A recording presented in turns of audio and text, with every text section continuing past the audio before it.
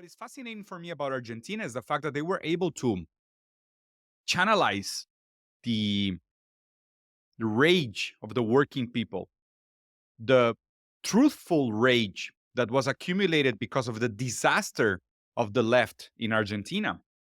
And they were able to channel that into a liberal, libertarian, anarcho-capitalist project. They're privatizing the Argentinian airlines. Today, there's a big manifestation in Argentina because they want to close public universities.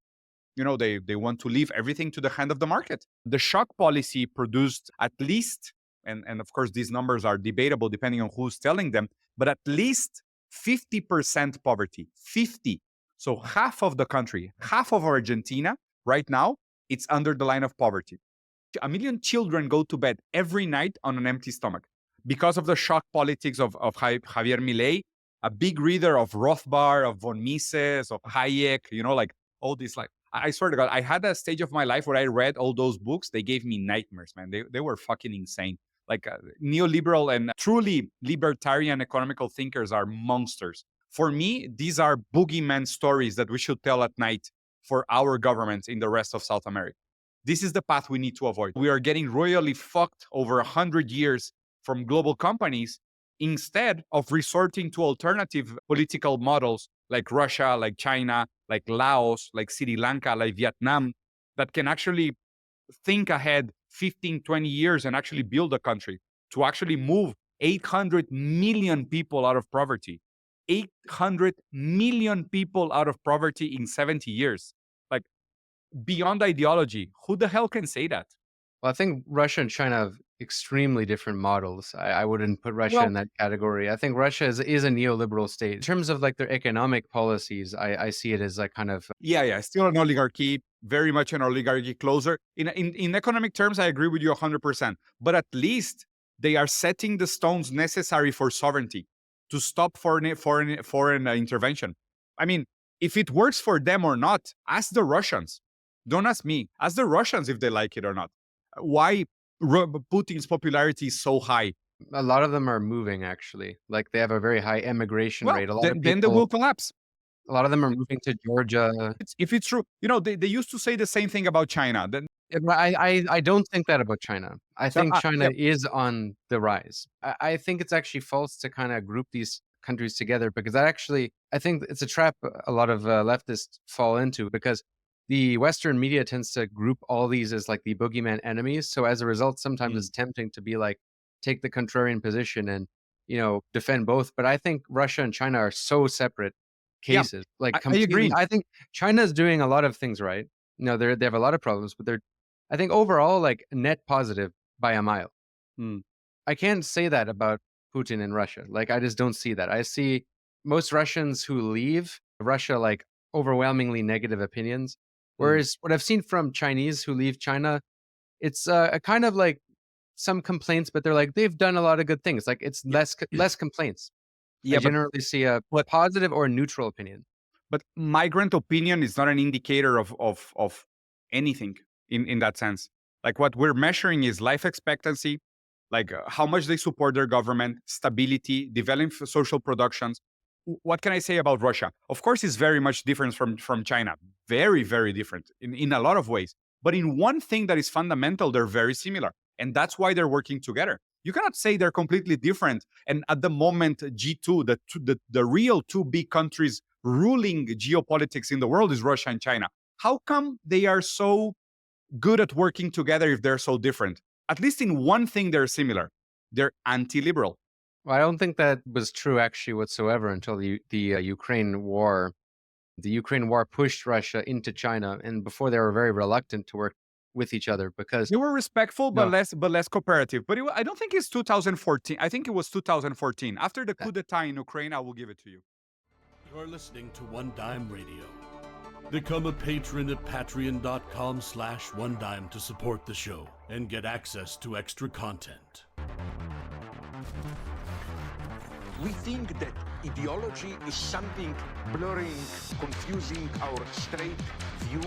Ideology should be glasses which distort our view. And the critique of ideology should be the opposite. Like you take off the glasses so that you can finally see the way things really are. When you talk about a revolution, most people think violence, without realizing that the real content of any kind of revolutionary thrust lies in the principles and the goals that you're striving for, not in the way you reach them. Philosophers call someone a relativist, by which they mean it's a person that holds that any view is as good as any other view. My simple response to that is this: no one holds that view. No one believes that every view is as good as every other view.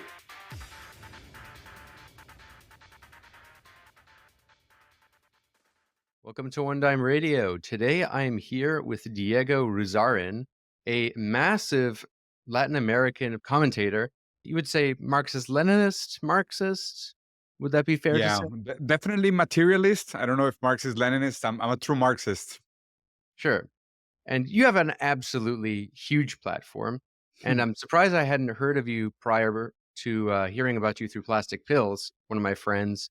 And you were featured on the Plastic Pills podcast many times, and I listened to your appearances there. And I figured you'd be a fantastic guest on the pod because we've been trying to cover more international topics, particularly Latin America.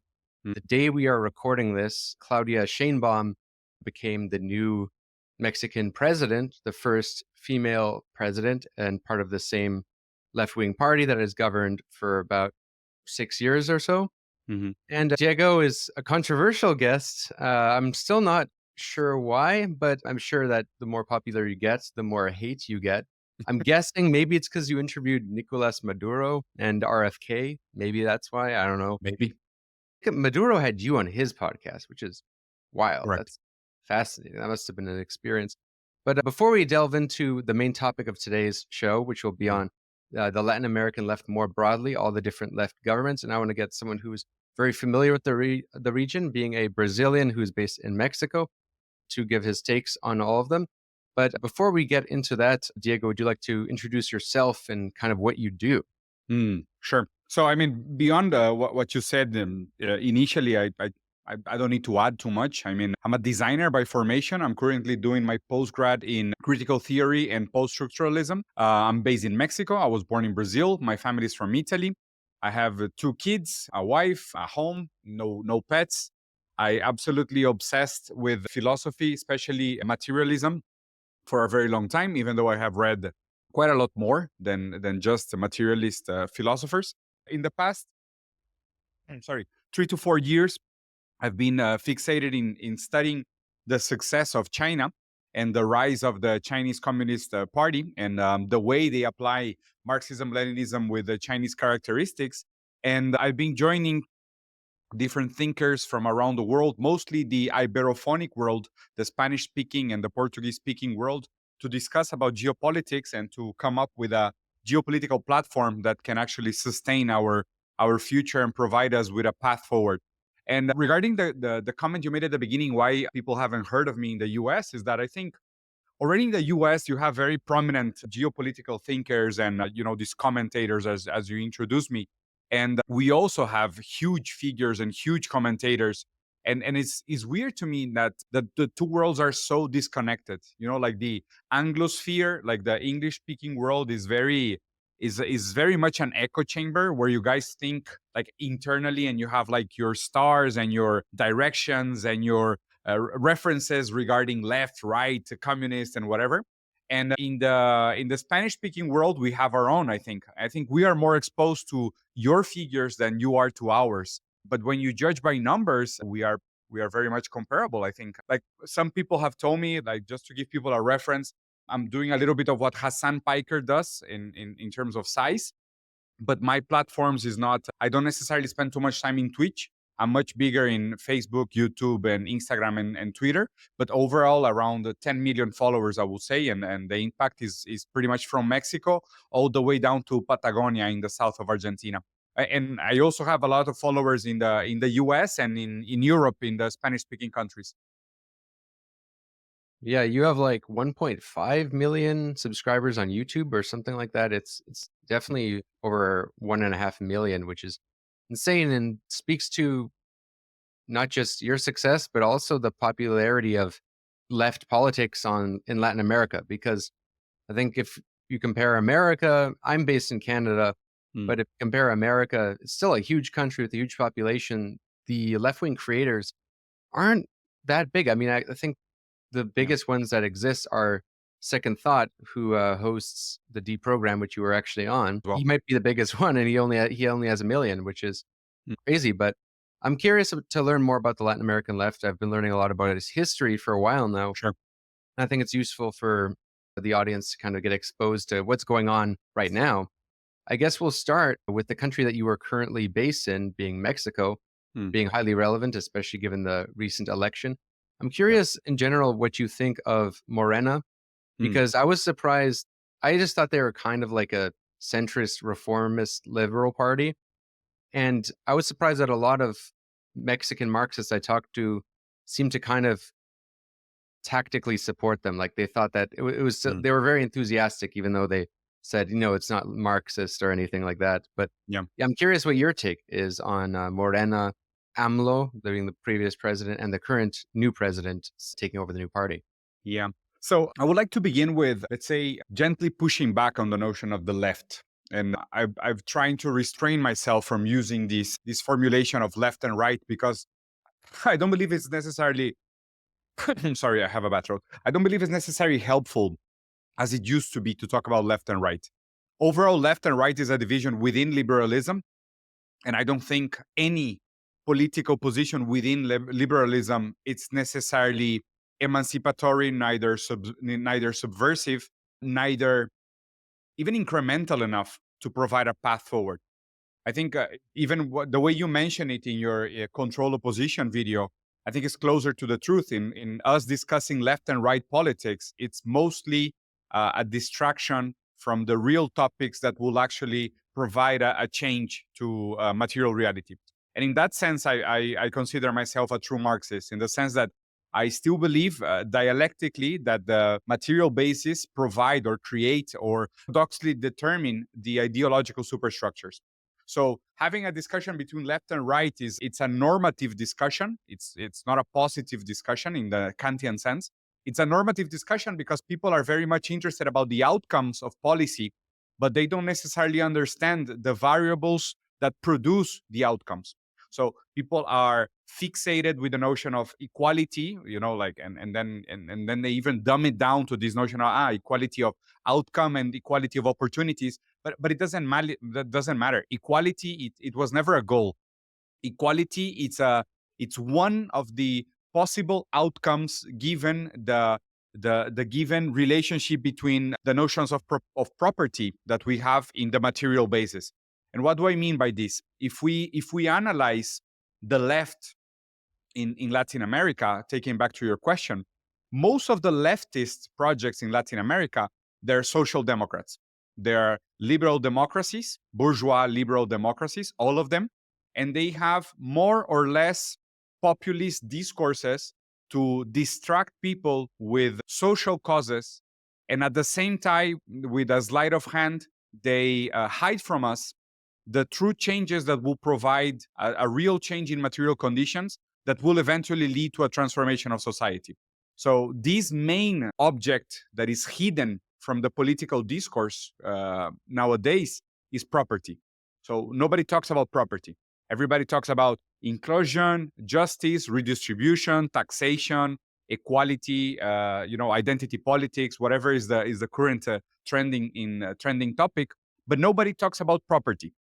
And during all that time, and I don't even want to get into the high debate of theory, the simulacra society of spectacle and the way they use discourse to hide from us the true material conditions and the reality of property. So going back to your core question about the policy in Mexico or the Morena, the left-leaning party in Mexico, is that they are just the current in-trend populist discourse that is enchanting enough to distract the labor force of Mexico to justify and continuously justify the democratic model to sustain ever-increasing, undignifying way of life where people make a bare minimum but end up with no retirement, no homes, no property, no path forward, no inheritance for their kids. And we keep with the same path forward of accumulation under the same hands, unjust distribution of wealth, and neoliberalism. I think that will be the recap for me. So Morena is a continuation of the project of the 70-year dominance of PRI, which was the previous party that was in power in Mexico, which was also center-left. PRI was Partido Revolucionario Institucional. Can you imagine? Institutional Revolutionary Party. What the fuck does that even mean? Like, how do people fall for that? I mean, the way people are enchanted by, the fetish of democracy is just ludicrous to me. It's absolutely insane. And when I see Morena in power, it's bittersweet because in a way, it's true that they are doing some social services and social programs and they're helping a lot of people in need. And it's true that revolution always arrives too late for some people. But this in a way works almost as a placebo to keep people, hopeful of democratic results with the bare minimum truly changing their lives and the outcomes of their lives. While at the same time, Mexico has absolutely insane accumulation of wealth, an insane accumulation of capital that was very much continued during the administration of Morena, and I'm pretty sure is going to continue during the administration of Claudia Sheinbaum. One of the first multinational companies that came to Mexico to congratulate Claudia when she won was BlackRock. So what does the left even mean anymore? Like, why do we even care when people like morally posture themselves from the left trying to propose to us an alternative forward? It's the same thing. Well, you come at it from a Marxist perspective, and a lot of us who are in Canada and the US, when we see someone like a Claudia Sheinbaum or a AMLO, they kind of, for us, seem like a lot closer to a Bernie Sanders, which, of course, is, really just social democracy or watered down social democracy, if you will. But that is still seen as, like, many people would be so happy to have something like that in Canada or the United States, because all we've had is nothing but like right-wing neoliberalism. Yeah. And I might have some disagreements with you on the right and left binary, which we can maybe get into a whole other day. But I kind of get the general spirit of the argument you're making, which I think is largely true. I think it's honestly more true in American Canada than it is, though, in Latin America, but I might be wrong about that. Well, But in the sense that I don't think we have a left in America or Canada. We've like started to have a center left, like, and there's also the left is associated with the Democrats, liberals, and social policies. it's insane. Yeah, it's very disconnected from the historical left, right? But I guess, and you mentioned democracy too. It does seem to me, at least as an outsider, that there are major progresses in the direction, not necessarily to socialism, but kind of maybe paving the way for it. Because in the sense that China is not a socialist society, but it's a communist government, a Marxist government that is, overseeing a state capitalist system that is making massive progress in a direction that, might be more favorable to socialism in the future. Who knows what will happen? But is it not the case with Mexico that something similar might be happening because of the judicial reforms, for example? Like, I see that as a real democratic development. Like, if you have a judiciary that's elected by the people instead of being this bastion of corporate dominance that it has been historically, would that not be a step in the direction towards like socialism? Because if you have a Supreme Court, you can't really implement socialism or anything socialistic that's a hindrance to private property, because they would strike it down. So let's go step by step into this. So first, where do we start with this? If we don't develop our productive forces, we cannot compete in the global market. Even under the meta mode of production that's still dominantly capitalist, we cannot develop any level of sovereignty if we don't develop first productive forces. If we focus now on social justice, equality, and reinforcing our institutions, we will fall under very globalist agendas like green energy and inclusion and stuff like that doesn't necessarily provide to us, again, productive forces that give us a competitive advantage in order to develop sovereignty. We will, if we fall into the trap of left-leaning politics that are very prominent in the global north, we are target to be balkanized. We are very easy targets to be completely dependent on the northern hemisphere hegemony, and we will never actually develop any sovereignty. So in that sense, that's why for me the trap is so dangerous. Again, it makes sense in the global north. For you guys, it's awesome. It's perfect. You already have stolen so much raw materials and value on the past centuries. That is it's great that you can talk about social justice, equality, and providing, let's say, a safety net for people. It's great. But is that not what the pink tide tried to do? No, like much of the governments that came to power with the pink tide, like Lula, Hugo Chavez, and kind of continuing with Maduro. Various governments, like they kind of all try to do those. They claim to be wanting to do those things. Like don't they claim to be left also? Left leaning, yeah. So for me, when it's easy to tell bullshit on a socialist project, it's if they don't talk about property. If they don't talk about changing property, for me, it's mostly posturing. Is mostly left leaning posturing. It ends up being decayed into populist discourse. And it's very enchanting. It's very easy to justify. The whole academia is there. You go into the universities and people love that. They will fall for that immediately. But they don't see that societies are formed because of material conditions. Material conditions are anterior to social formations. They are a necessity. They are, in a way, heterodeterminant to how we form societies. And try to change society without changing material conditions, it's idealism. It's naive. It's infantile. It's falling into this disorder of trying to change the outcome without changing the causes that produce the outcomes. It's just like going against the current all the time. And you will eventually, you can provide people with just education. But if they don't have any food to eat, they will not learn what they're learning in school. They will not like produce the necessary organic changes in their body to accompany the new level of knowledge that is expected out of them. You cannot expect a kid to work hard and be good in technology and programming if he's beaten at home. And, like if the father is an alcoholic. There's a bunch of like a priori material necessities that are needed in order for us to take the next level, the next step. That's why it's so weird for us to try to export a philosophy, a political philosophy like liberalism. Like liberalism started in the courts of Cadiz in Spain. And then the word liberal comes from libertad. In Spanish, it was started in the court of Cadiz. And when the division between the liberal arts and what's the name in English? I don't remember the name in English. It's actually in Rome, but it did make it to Spain after that. Yeah, it's Rome, Renaissance Spain.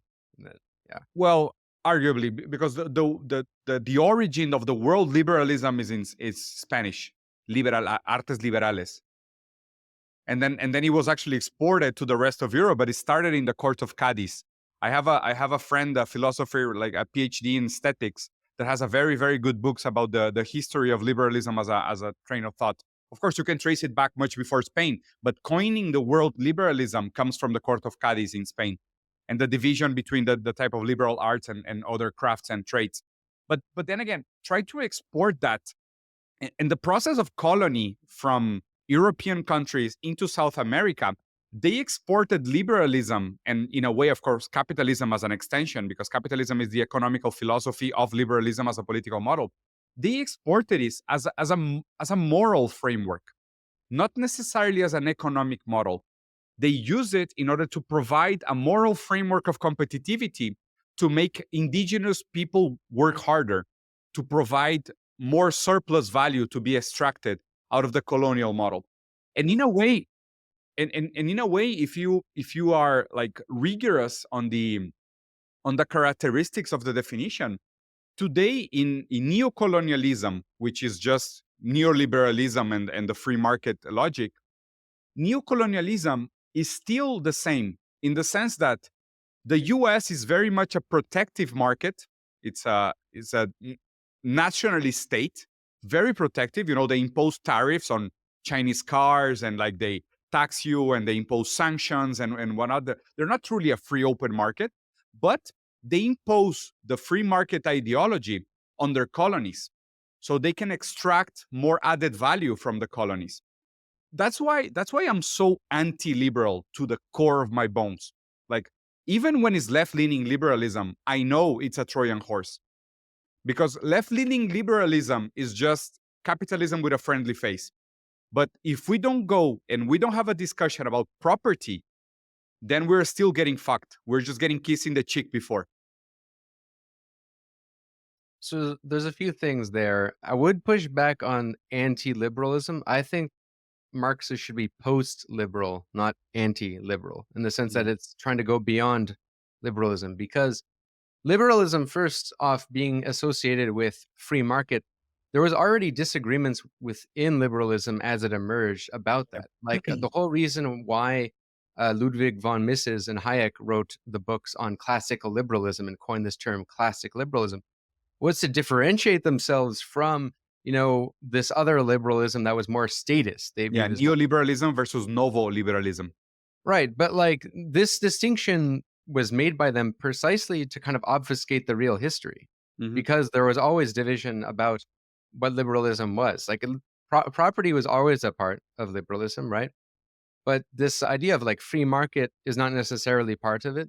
And there's many versions of it. Like in many ways, would you not say that the Bolivarian revolutions were kind of influenced by liberalism? They're considered to be bourgeois revolutions. Yeah. And they took a different form, but they like all invoke the like Bolivar inspired directly by the Americans. Yeah, because they were dialectically resolving the contradictions of a feudal society. Of course, they were liberal. Yeah, so this is kind of what I mean by post-liberal, right? In the sense that as opposed to anti-liberal, because but before Arschavum, you have to antagonize them. Of course, yeah, I totally agree with that. Right. In order for us to become post-capitalist, first we have to overcome capitalism. Right. And as you mentioned, property is a big factor of that. Yeah. And it's a production, not necessarily personal property. So I do have a question, though, because it does seem there's something that kind of confuses me on your position, because you're criticizing the left-wing governments for making these advances, but not really dealing with the property question. But in some ways, isn't it not very similar to kind of the path China's been going for? Because China has private property. Yes, the state has way more restrictions and the state is way more powerful, but it is building the productive forces and through a transition, which I'm not criticizing that per se, but it seems the building of the productive forces is also what the Mexican government's doing, no? So regarding China, there's a couple of things that are very, very interesting. I think the current most adequate title for China within the academia is China. It's a new socioeconomical formation with socialist orientation. That's the current approved title for within academia, within Marxist economists and Marxist-Leninists, Dengists, Maoists. Like what has been accepted upon is that it's a new socioeconomical formation with socialist orientation. What does that mean? It means that China has enough new political technology in order to require a title that is wider and newer than the previously existing titles for socioeconomical formations. For example, China has, I don't know if you're familiar with TVEs. Have you ever heard the title? No. Okay. So TVEs is Town and Village Enterprises. Town and Village Enterprises are an evolution of the old cooperatives, like these self-organizing, So TVEs, the way they work is that China chose around 96 key categories for industrial development, and they assign each of these categories to different regions in the country, and the government funded but gave ownership of the companies funded and partially administered these 96 key strategic categories within the regions. This is just one political technology. It's an evolution of cooperatives that is called TVEs. Second, we could talk about the special economic areas and the special economic regions within China. So the special economic regions, and I can tell you this firsthand because I used to own a company in Singapore, and Singapore is very much a political incubator of public policy for China. Like the 5 main banks of China operate in Singapore, they trade in Singapore. Half of the population has some Chinese heritage at least. So I've been there. I can tell you firsthand, it's not the liberal paradise they tell you about. It's much closer to China than it is to any Western civilization. So for example, even in Singapore already, the property of housing is limited to 99 years. After 99 years, the property of your house goes back to the state because the land belongs to the people. And in another example is this: in these social economic regions in Singapore and also in China, when you fund a foreign company, a global, even if you want to place a global company, a manufacturing company within the land, what you have to do is that you have to find a 50% local partner. And the 50% local partner has to be aligned with the Chinese Communist Party. So those 50% shares, they are administered by a branch of the government that is called the SAACC, which is the administrator of the assets of the Communist Party. So when you say, yes, China is the administrator of market socialism, it's not fundamentally true. It doesn't necessarily reflect the reality of the way China operates today.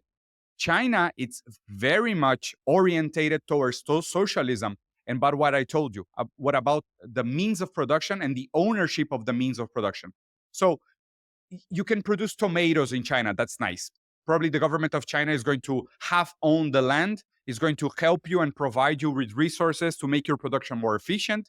It's going to make sure that you reach certain quotas to produce, but then it's going to let you establish the price and establish to whom and to which type of exchanges do you want to participate. Is that traditional capitalism? Not necessarily. Is that socialism? Not necessarily. It's a new socio-economical formation with socialist orientation. Okay.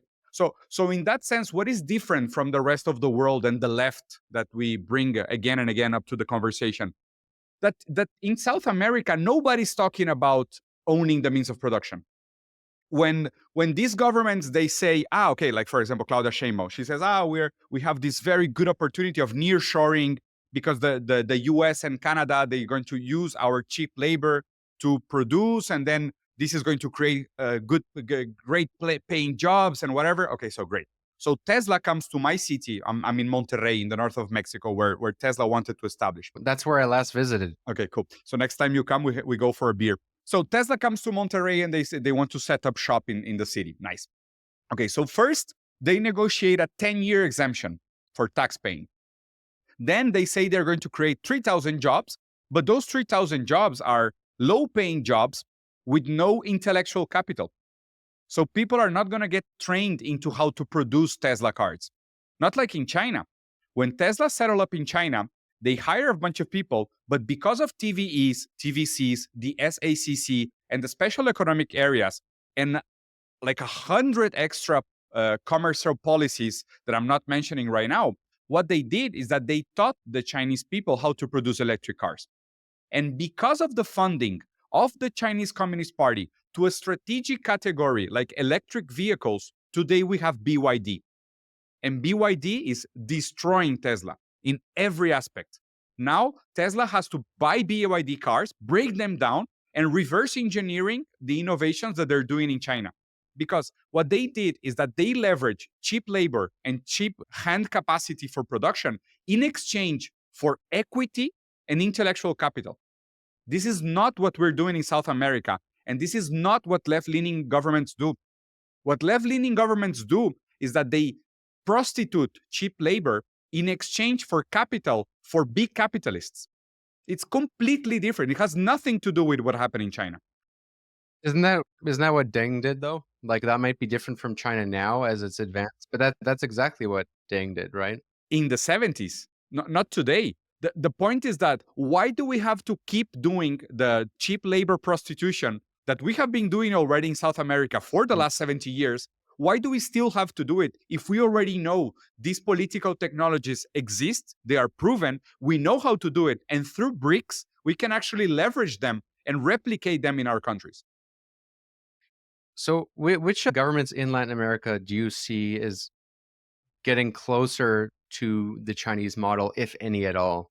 What are some specific changes that you think those governments should do? And I'm thinking in my mind, Morena in Mexico, but also Lula, Brazil, Gabriel Boric in Chile, and Gustavo Petro in Colombia, right? So it's insane. Like, for example, let's go via each of them. So Boric is a nightmare. Boric is employee of the month of The Economist. It's ridiculous. To call Boric a left-leaning politician, it's insane to me. It's absolutely insane. The guy couldn't be more neoliberal. It's disgusting. I wouldn't even go there. Like Chile for me is almost like a lost case. It was fucked up by the Chicago boys, and I don't think they will ever recover from it. Like they need Chile probably needs a second revolution. They went so further back because of the Chicago boys and the fall of Allende and the dictatorship of Pinochet that Chile probably needs a second revolution. Just as class consciousness, just for people to get fucked up and like feel hunger again and feel the need for violence. I believe like Chile was so set back by the dictatorship that they need a second revolution. It's that bad. The fact that they believe that Boric it's in any degree of the world revolutionary is just very, very sad to me. Brazil, it's an interesting case. I think Lula came out of prison transformed in a very positive way, talking about sovereignty, talking about developing productive forces. His discourse, at least, was very inspiring to me. I have to recognize. Of course, in contrast with Bolsonaro, which was the president before, which was an absolutely nightmare. I think Lula was promising in that sense. Now seeing Lula in power, it's slightly disappointing.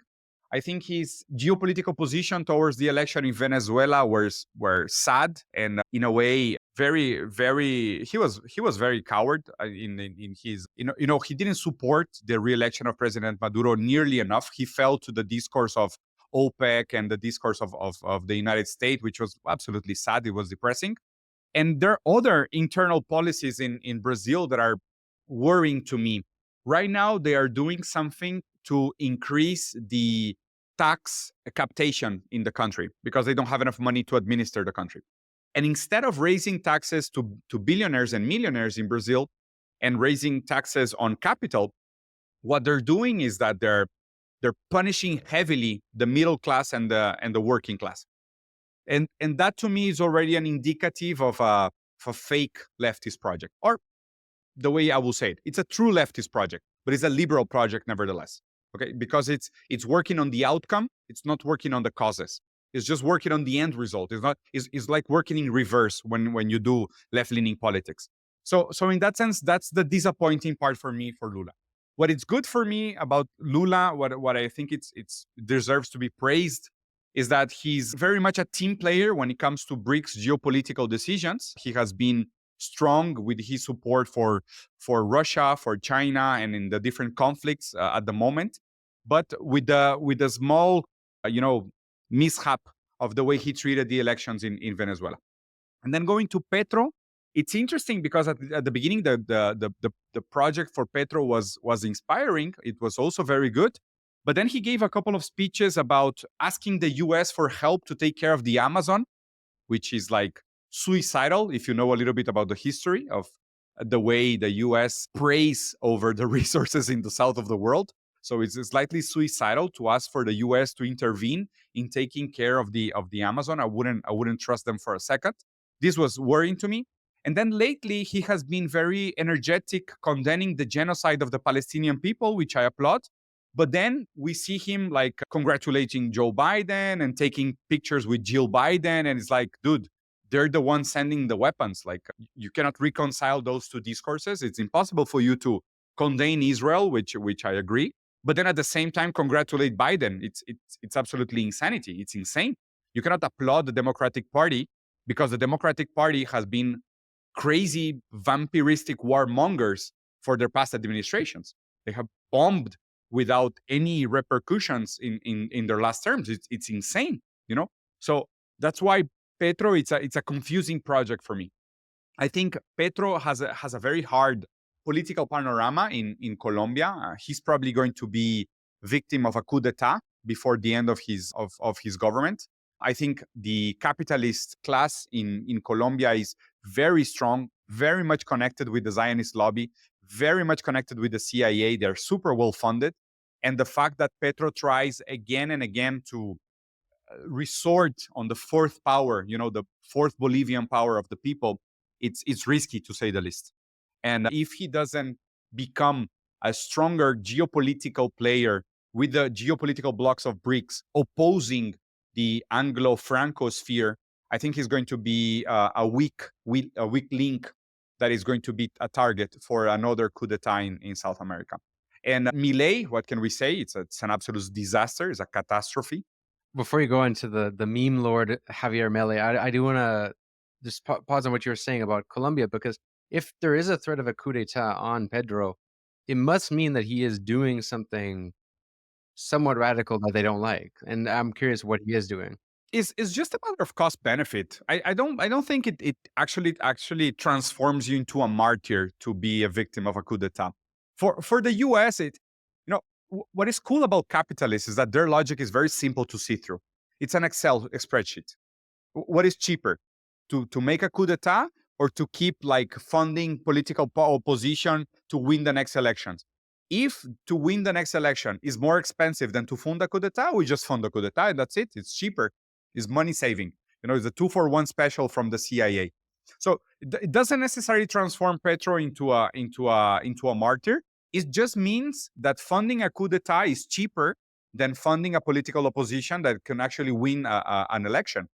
That's why coup d'etats are so harder to fund in Venezuela, for example, because the military forces are very much aligned with the president, and people are very much aligned with the president. So for the US, it's maybe cheaper to keep funding these puppets in the right and try to win elections and then call for international intervention and say that there were fraud and whatever, because it's cheaper for them, because getting into Venezuela would be very, very expensive. I'm tempted to go into Venezuela, but I think I want you to first go into Javier Milei. We'll save the most controversial bit on for last, Maduro. But first, what the hell is happening in Argentina? It's crazy, man. Argentina, it's a case in itself. It's so weird because we will have to talk about Perón and Peronismo, justicialismo as an alternative. They call it a third way. In a way, Perón said, I'm not a communist, I'm not a capitalist, I want the best of both worlds. And of course, ideologically, it's kind of hard to make sense. But within the concrete material reality of Argentina, within that story, it kind of makes sense. Let's say it kind of makes sense. What is interesting for me about Argentina is the fact that the right, and especially liberals, because they call themselves libertarians, but they're liberals. In the end, they're liberals. Like libertarians cannot aspire to power in the state. It's kind of antagonistic to say you're a libertarian president that uses the state power to coerce people into becoming libertarians. It's at least nonsensical, right? So they're liberals. Having said that, what is fascinating for me about Argentina is the fact that they were able to channelize the rage of the working people, the truthful rage that was accumulated because of the disaster of the left in Argentina.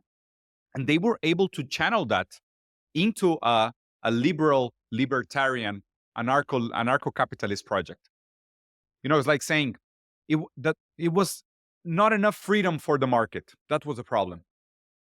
That was the problem with the former president. It was not enough freedom for the market. So now they have more freedom for the market. For the capital, it's very good news. They're privatizing the Argentinian airlines. Today, there's a big manifestation in Argentina because they want to close public universities. They want to leave everything to the hand of the market. It doesn't make sense for other people to fund your studies. No, let the market decide who is worthy to be alive and who's not worthy to be alive. So the shock policy produced at least, and of course these numbers are debatable depending on who's telling them, but at least 50% poverty. 50. So half of the country, half of Argentina right now, it's under the line of poverty. Under 1 million children go to bed every night with an empty stomach. 1 million people go to bed, 1 million children go to bed every night on an empty stomach because of the shock politics of Javier Milei, a big reader of Rothbard, of von Mises, of Hayek, like all these, like, I swear to God, I had a stage of my life where I read all those books. They gave me nightmares, man. They were fucking insane. Like neoliberal and truly libertarian economical thinkers are monsters. It's insane. There's this phrase from Goethe that the dreams of idealism produce monsters. These are the monsters. The metaphysical monsters of neoclassical economy It's what we're seeing in Argentina today. And what is insane to me is that you go to the streets and you interview people in Argentina. They say, well, yes, I voted for Milei. I love the guy. We're suffering. I cannot take my girlfriend to the movies. I have to stop all my hobbies, but we understand it's necessary and we love you. Like, how do you talk to these people? But what line of conversation? Like, how do you address them? It's insane for me. Like, it's crazy the way they were able to channel the rage of the working class against left-leaning governments and transform that into a libertarian project. It's insane. For me, these are boogeyman stories that we should tell at night for our governments in the rest of South America. This is the path we need to avoid. That's why I hate left-leaning politicians, because they are the ones that produce Milei. If we didn't have over-promising and under-delivering left-leaning governments, we wouldn't have opportunity for Mileis. That's a problem. But again, democratic fundamentalism, over-glorify power oscillation every fourth year in order for people to feel participant and free to elect their representatives, while we are getting royally fucked over 100 years from global companies, instead of resorting to alternative political models like Russia, like China, like Laos, like Sri Lanka, like Vietnam, that can actually think ahead 15, 20 years and actually build a country, to actually move 800 million people out of poverty. 800 million people out of poverty in 70 years. Like, beyond ideology, who the hell can say that? Well, I think Russia and China have extremely different models. I wouldn't put Russia in that category. I think Russia is a neoliberal state. It's just very worried about sovereignty. Perhaps, but I mean, in terms of like their economic policies, I see it as like kind of still an oligarchy, very much an oligarchy, closer. In economic terms, I agree with you 100%. But at least they are setting the stones necessary for sovereignty, to stop foreign intervention. I mean, if it works for them or not, ask the Russians. Don't ask me. Don't ask yourself. Ask the Russians if they like it or not. Why Putin's popularity is so high? A lot of them are moving, actually. Like, they have a very high emigration rate. A lot of people, then they will collapse.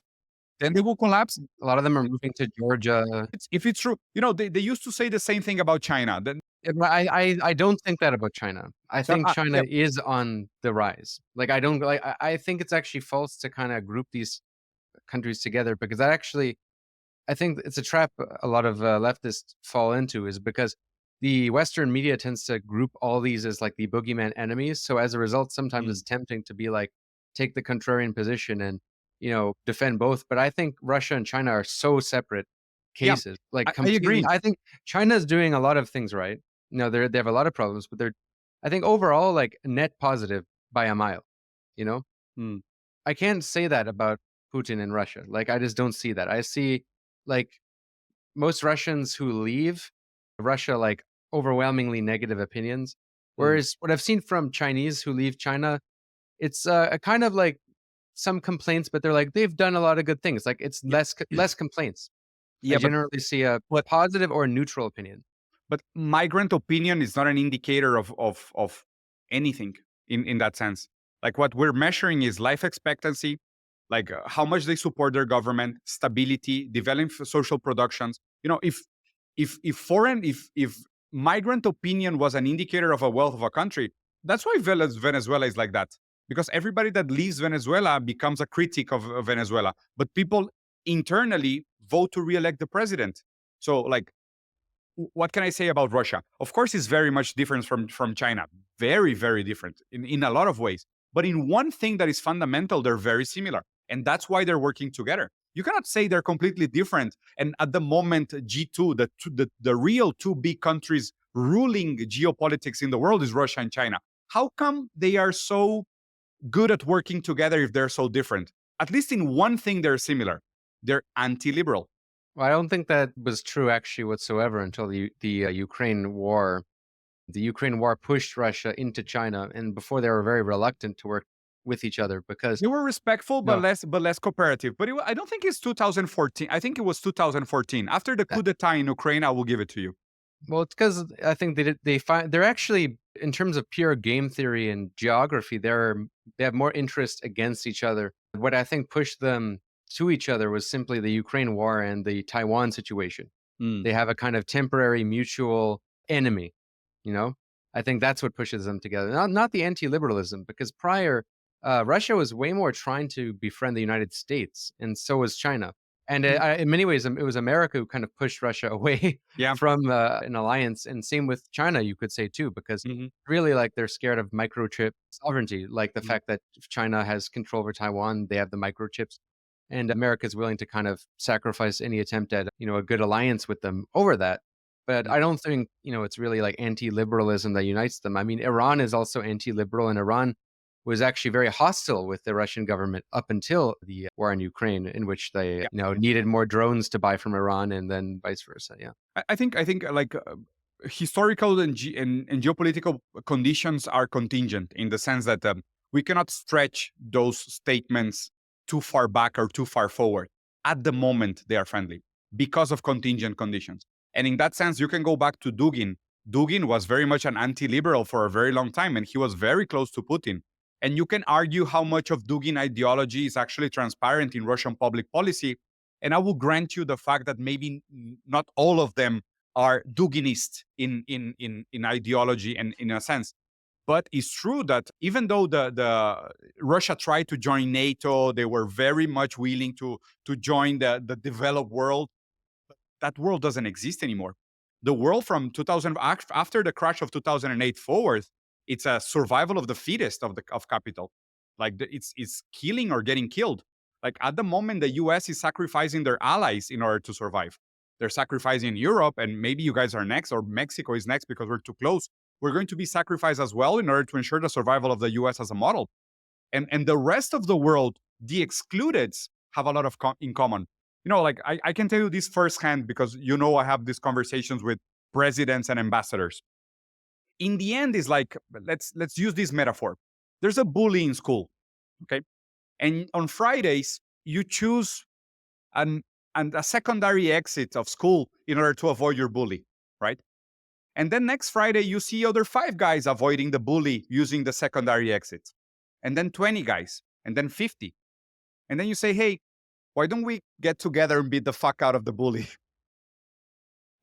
Like a lot of countries and a lot of the conversations happening right now in the circles of power about creating an alternative to the SWIFT model of payment, it's caused by US exceptionalism.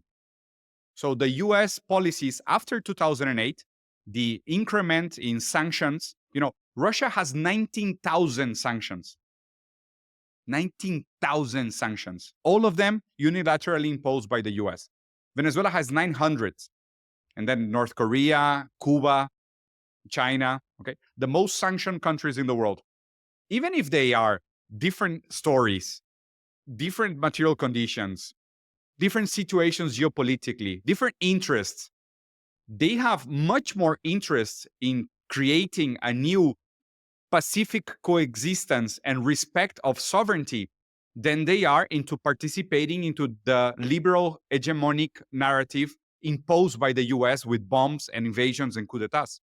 This is the point. Like what is fascinating to me is that, yes, you can say they're very, very different, but of course, there's nothing like even between Brazil and Mexico, and I've lived in both countries in my life. I have both passports. They have a lot in common, but they are very, very different. China and the Russia as well. But at the moment, what unites them is the fact that they have a common enemy and they have common interests. And that is a very stable and very powerful force. For how long? I don't know. Maybe it will last a couple of decades, and then they will be the next 2 big potencies that will oppose each other. But it's too far. Right now, what I can say, and I'm actually going to the next BRICS meeting in Kazan in Russia at the end of October, is that they are very much aligned. Against all odds and against all political and philosophical analysis, they have so much in common, my friend. I guess we'll have to see on that. But I want to return to Argentina and Brazil, because you mentioned Javier Milei. He said he came to power essentially promising to get rid of inflation, which was Argentina's problem. And he always said that we're being turned into Venezuela. That's his talking point, that Venezuela has all this inflation. We're going to get away from that. And of course, inflation seems to be worse now.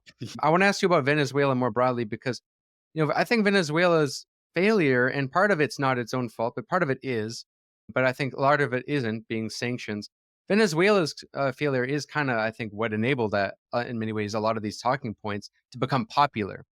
Because, the fact is tons of Venezuelans are leaving and going to other Latin American countries and to the United States. In fact, they're the biggest amount of refugees entering the United States right now are Venezuelans. Mhm. So, I mean, there's something to be said about that, is there not? Because Sure. Russia has been sanctioned, but Russia, has survived their sanctions much more effectively than Yeah. Venezuela has. So I'm kind of curious about that. So the main difference is that the sanctions they have in Russia allow them to do trade with Europe because it's convenient for the US, for example, for oil and natural gas from Russia to be sold in Europe in order to keep costs low. This was Nord Stream 1 and Nord Stream 2. So, of course, even if Russia was sanctioned strategically in certain aspects in order to control, especially their military power and some resources, they were still able, via the natural resources, to keep the economy moving. Okay, Venezuela is very different.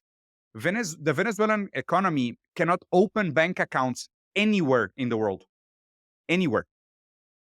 And there's a study by the UN when they came to the conclusion that 99% of the economic repercussions in the past 16 years in Venezuela are due to economic sanctions. 99%. Where can I find this study so I can link it to in the I comments? I have to find it. I read it like so many years ago. I will look for you. So what is strange is that, yes, there's 7 million people leaving Venezuela. But why?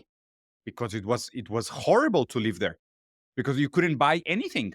When we did the division of working force after the Industrial Revolution, we came to the conclusion that it was much more efficient for different regions of the world to specialize in certain types of productions. And via trade, we were able to exchange our goods for other goods that we could not produce. But then the big mistake, and this is true that we have to find this mistake in Chavez, is that he tried to get out of it just by the huge amount of petroleum that they had. And they created a monoproduction industry, which was suicidal. It was very, very weak to blockades and to sanctions. They recognize this mistake. They know it. But now, how can you develop an industry if you don't have electrical force? They cannot buy a new electrical grid because they cannot open bank accounts or make money exchanges anywhere in the world. So how can you develop industry? It's super hard. So for a very long time, what they did, and we are to blame for this, is that Venezuela was paying for goods directly with petroleum, with raw oil, okay? So what the countries around the world did in order to take advantage of this condition, China included, is that they overcharged by 500 in average for cost of goods. So Venezuela was buying washing machines because the Venezuelan government gave free washing machines to the whole population, like 8 million washing machines were distributed. They bought it with petroleum, but China sold them at 500% over cost because they received directly petroleum as payment. And logistically, it was super complicated to make the exchange. It was like going back to the Stone Age. Why? Because the US doesn't allow Venezuela to use SWIFT. That's why it's very different from Russia. Russian oligarchs, they have bank accounts in Europe. They live in London and in Paris and everywhere else. There's freedom for capital. There's not much freedom for people, for industry and intellectual property, but there's a lot of freedom for capital. This is very different. So that's why you want to see how the government of Venezuela can work, take away the sanctions, and then we'll see how it works. What is absolutely insane about this notion of sanctioning other countries is the socialism of Schrödinger, because at the same time it's too risky to let them grow, so we have to impose sanctions, and at the same time it's a failure because they cannot grow like despite the sanctions. It's stupid, it's a circular dumb argument. And like having been able to visit all these countries, and I have gone to all of them and known the people and like walk the neighborhoods and talk with the politicians and even with the capitalists. Like, for example, a lot of the capitalists in Venezuela, they prefer Nicolas Maduro to the opposition because at least Nicolas Maduro was providing some stability. They knew that if the opposition won, companies were going to be privatized from the day to the night. And then on the next day, a lot of global companies were going to enter and destroy the country. The alternative from Venezuela was not become a modern liberal democracy, was to become Haiti. That's the reality. And we have to think the same way about Cuba. Cuba, before Fidel Castro, was a casino and a whorehouse for military personnel in the US. That was the destiny of Cuba. Cuba without the revolution would still be a casino and a whorehouse. People tend to put imaginary situations on a platter and say that, we have to trust in democratic institutions and see all the goodness they did in Belgium. Yeah, but also look at what Leopold did in Africa. These metaphysical ideas in the void, they make no sense without historical contingency. That's why I'm so careful and so vocal about people talking about Latin America topics without knowledge of the more subtle realities that go on the day-to-day basis. Yeah, that's why, I wish this conversation were longer. There's a lot I'd like to ask, but I know you have to go. I would love to continue this. Yeah, we'll do a second part, no problem. Yeah, absolutely. Yeah, because definitely I think Venezuela would be interesting, more on maybe things that the Mexican government could do differently. I'd be very curious because, yeah, these are the questions people want to know. And yeah, I mean, people who listen to my show who speak Spanish, I mean, you've probably already heard of Diego at this point. But if not, and you don't speak Spanish, I recommend checking out his appearances on Plastic Pills and the Deprogram. But yeah, thank you for coming on. I'm sure we'll continue this conversation. Take care. Thank you, man. My only hope is that when enough people become pessimists, then out of despair somebody maybe does something. But you know why I also like to be a pessimist? Because it's the only way to have a nice life. If you're an optimist, then always bad things happen and you are always disappointed. When you are a pessimist, then you look around, okay, there are bad, but from time to time something nice happens and you are, as a pessimist, you are a little bit glad all the time, no? You are listening to One Dime Radio. Become a patron at patreon.com/onedime to support the show and get access to extra content.